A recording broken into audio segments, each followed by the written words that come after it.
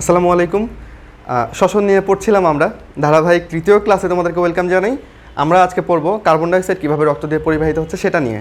এই টপিকগুলো অনেক ইম্পর্ট্যান্ট। যদি এই শ্বসন চ্যাপ্টার থেকে একটা সৃজনশীল প্রশ্ন আসে, সেখানে এই প্রশ্নটা আসবে না সেটা মানে চিন্তা করা যায় না।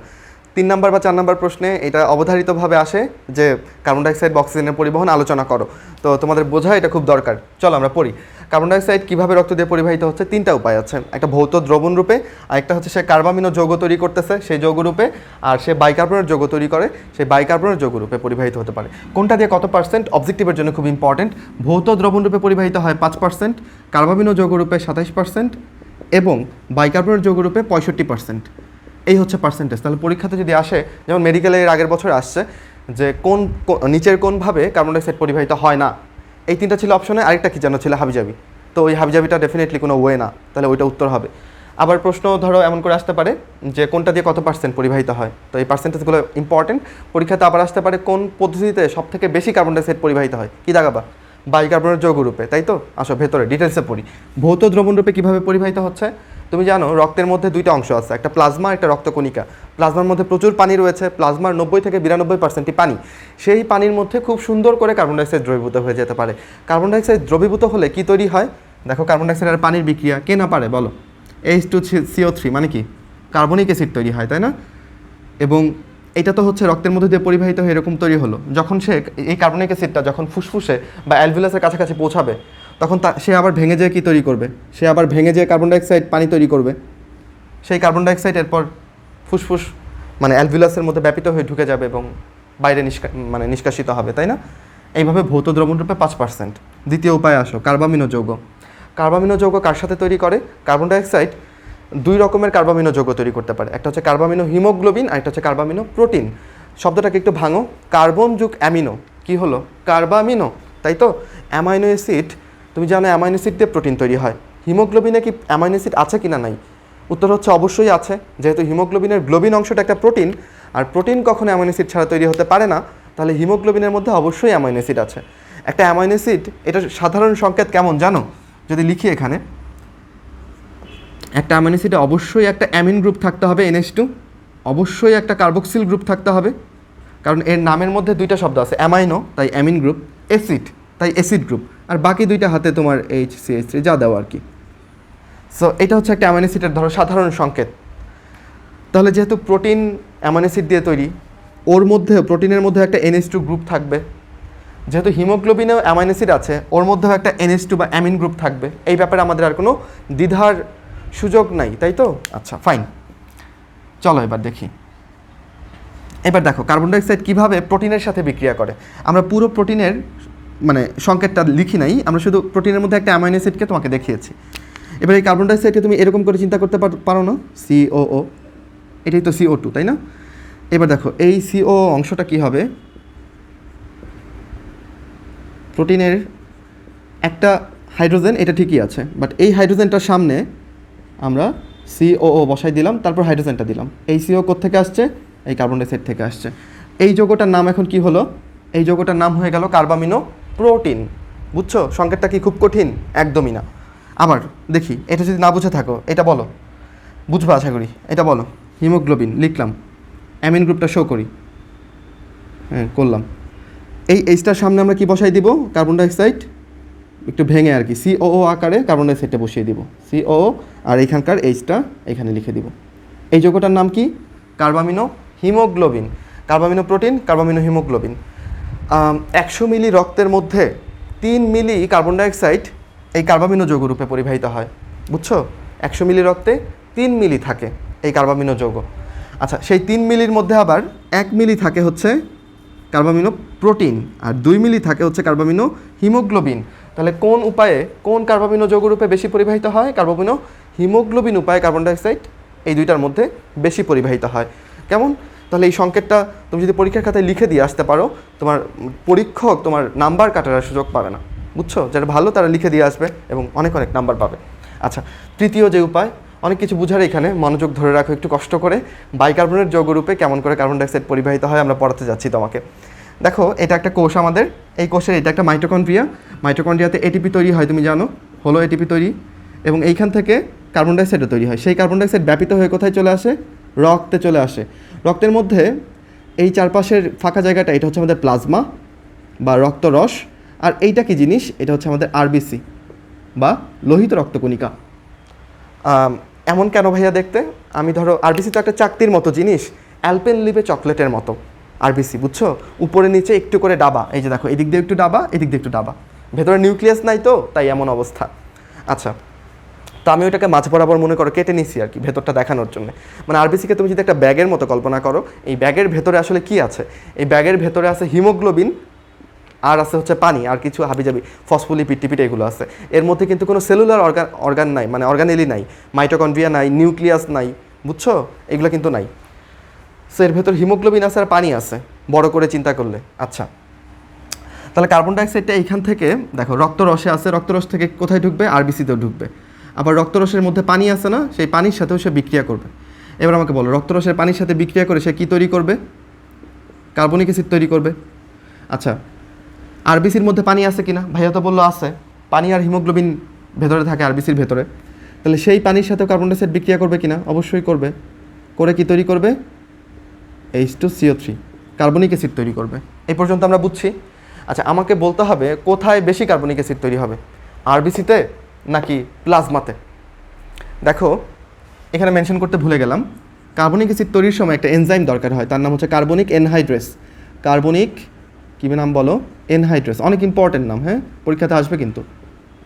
কার্বনিক এনহাইড্রেস এটা একটা এনজাইম। এই এনজাইমের সহযোগিতায় ডেফিনেটলি অনেক বেশি কার্বনিক অ্যাসিড তৈরি হবে, তাই না? তাহলে আমাকে জানতে হবে এই এনজাইমটা আসলে কোথায় থাকে। এই এনজাইমটা আরবিসির মধ্যে প্রচুর পরিমাণে পাওয়া যায়। কার্বনিক এনহাইড্রেস এনজাইম কোথায় থাকে প্রচুর পরিমাণে? আরবিসির মধ্যে। আর প্লাজমাতে থাকে না বললেই চলে। এবার আমাকে বলো কোথায় বেশি কার্বনিক অ্যাসিড তৈরি হবে? ডেফিনেটলি আরবিসিতে, তাই না? আরবিসির কাছে ভাই এনজাইম আছে, ওর সাথে তো প্লাজমা পারবে না। যার কাছে ধরো তোমার কাছে AK-47 আছে আর আমার কাছে একটা খেলনা পিস্তল আছে, আমি তোমার সাথে যুদ্ধ করে পারবো না।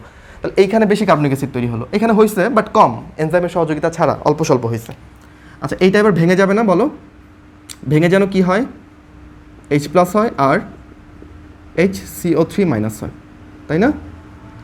আচ্ছা, এইটাও সেমভাবে ভেঙে যাবে, H+ HCO3-। ভালো কথা। এখন আমাকে বলো পটাশিয়ামের পরিমাণ কোথায় বেশি থাকে?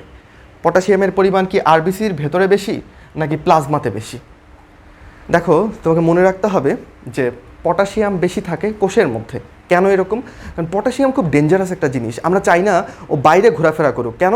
কারণ পটাশিয়াম যদি অল্প একটু বেড়ে যায় তোমার রক্তে, এইটা তোমার হার্টকে বন্ধ করে দিতে পারে, বুঝছো? হার্ট মানে তুমি মরে যেতে পারো। তাহলে পটাশিয়ামকে বাইরে বেরোতে দেওয়া যাবে না। আমাদের সেলগুলো চেষ্টা করে পটাশিয়ামকে সেল মেমব্রেনের মধ্যে বন্দি করে রাখার জন্যে। তোমাদেরকে যদি একটু ছোট্ট করে একটা ঘটনা বলি, বুয়েটে যে আবরার মারা গেল, আমি যতটুকু শুনেছি ওকে কিন্তু অনেক বেশি মারা হয়েছে, তাই না? অনেক আঘাতের ফলে ওর কী হয়েছে? সেলগুলো ফেটে গেছে।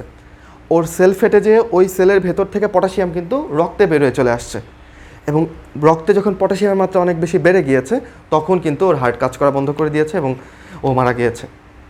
তাহলে আমরা যেটা বুঝতে পারলাম যে পটাশিয়াম আসলে সেলের ভেতরে বেশি থাকে, তাই তো? সেল ভেঙে গেলে, ফেটে গেলে রক্তে সেটা বেরোয় আসতে পারে।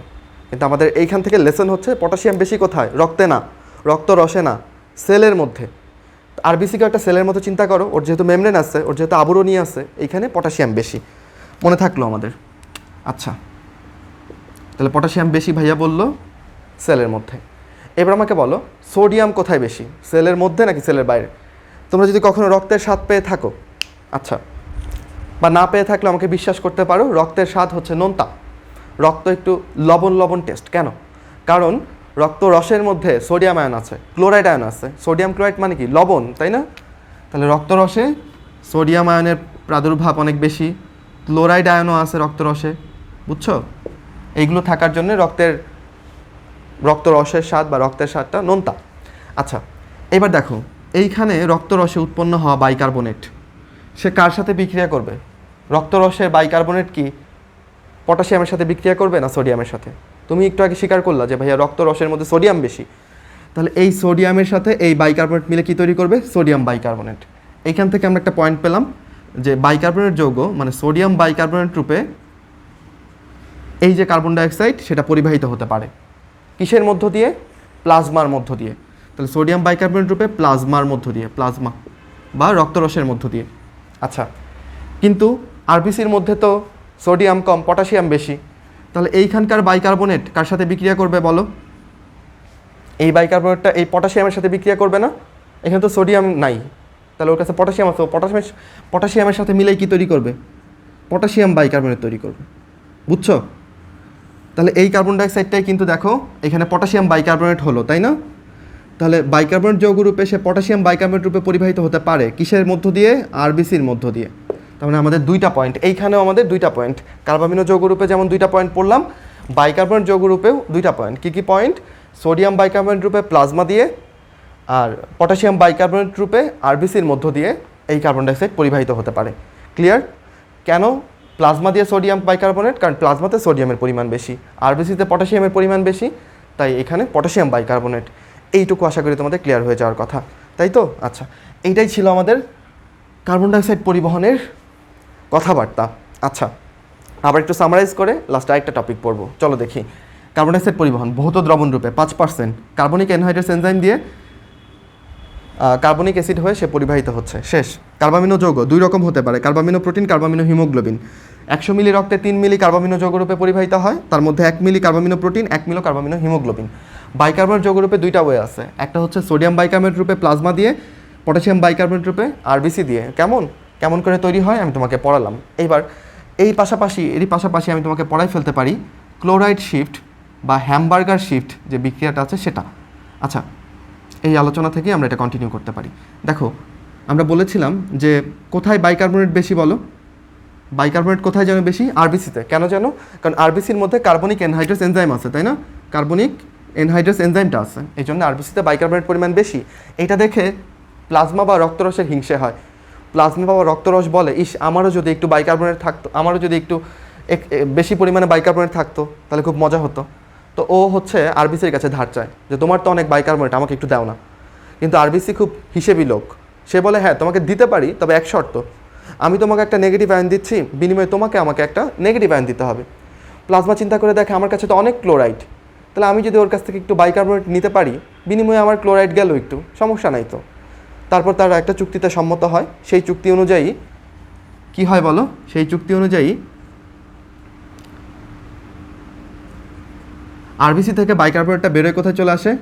প্লাজমাতে চলে আসে। আর প্লাজমা থেকে ক্লোরাইডটা কোথায় প্রবেশ করে? আরবিসিতে প্রবেশ করে। তাহলে এখানে ক্লোরাইডের একটা শিফট হলো না বলো? ক্লোরাইডের একটা শিফট হলো, এটাকেই আমরা বলতেছি ক্লোরাইড শিফট। পরীক্ষাতে প্রশ্ন আসবে ক্লোরাইড শিফট কোন দিক থেকে কোন দিকে হয়। তুমি যদি বলো ক্লোরাইড শিফট আরবিসি থেকে প্লাজমাতে হয়, হবে? ক্লোরাইডটা কোন দিকে শিফট করছে বলো? প্লাজমা থেকে সে আরবিসিতে ঢুকছে, তাই না? এটা মাথায় রাখতে হবে যে ক্লোরাইড শিফট প্লাজমা থেকে ক্লোরিনটা আরবিসিতে ঢুকে। কেন ঢুকে? কারণ প্লাজমায় কিছু বাইকার্বনেট যায়, কারণ প্লাজমাতে বাইকার্বনেট পরিমাণ কম, এটার জন্য সে আরবিসির কাছ থেকে কিছু বাইকার্বনেট চায়, এটার বিনিময়ে প্লাজমা থেকে ক্লোরাইডটা আরবিসিতে ঢুকতেছে, তাই না? ক্লিয়ার না? বুঝছো? এতে করে লাভ কী হচ্ছে? আয়নের কোনো ইমব্যালেন্স তৈরি হচ্ছে না, আয়ন নেগেটিভ আয়নের পরিমাণ দুই পাশে সমানই থাকতেছে। বুঝছো? এটাকে বিজ্ঞানী হ্যামবার্গার আবিষ্কার করলো, তাই ক্লোরাইড শিফটের আরেক নাম আমরা দিয়ে ফেললাম হ্যামবার্গার শিফট। ছোট্ট ক্লাসে অনেক পড়ে ফেললাম, এই ক্লাসটা তুমি যদি মনোযোগ দিয়ে করে থাকো পরীক্ষাতে দেখবে একটা প্রশ্ন কমন পড়ে গেছে, এবং থ্যাঙ্ক মি লেটার। হ্যাঁ, আর হচ্ছে এই তো, আবার নেক্সট কোনো ক্লাসে কথা হবে তোমাদের সাথে। তোমরা পড়াশোনা করতে থাকো, ভালো থাকো, সুস্থ থাকো। Tata, bye bye.